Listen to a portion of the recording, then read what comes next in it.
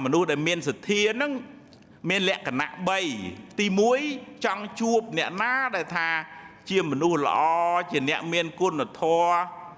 ស្កាត់ជួបដោយភិក្ខុទាំង30អង្គហ្នឹងដែលធ្វើដំណើរមកពីដើមមានឡានមានកប៉ាល់ហោះណាជិះដើរអីដំហើយដើររាប់10គីឡូដីហើយមកអត់ទាន់ចូលវសានៅតាមផ្លូវប្រហែលជា6យោជទៀតប្រហែលគីឡូដីទៀតមកដល់ព្រះអង្គ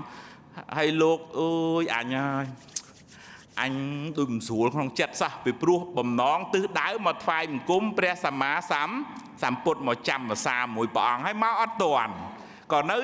ចាំវសាតាមផ្លូវទៅក៏ចេញវសាពឹប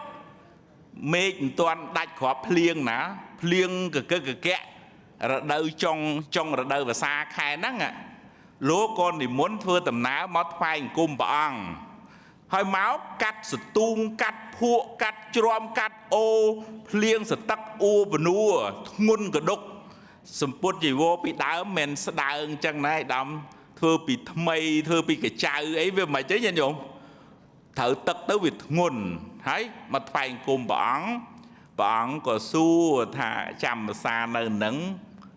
សុខសบายទេមានចង្ហាន់ឆាន់គ្រប់គ្រាន់ទេអត់ឆ្លោះគ្នាទេភិក្ខុ30អង្គនឹងថាចង្ហាន់វ័នជូនគ្រប់គ្រាន់ទេព្រះអង្គហើយសុខសบายអត់ឆ្លោះគ្នាអីទេប៉ុន្តែនឹករលឹកព្រះអង្គ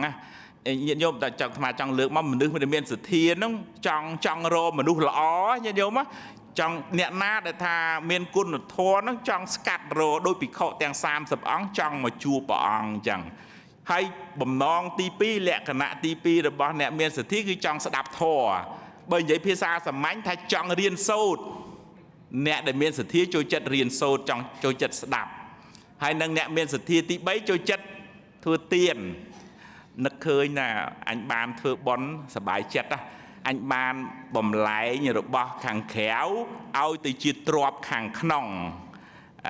ទ្រព្យសម្បត្តិទាំងអស់នេះយើង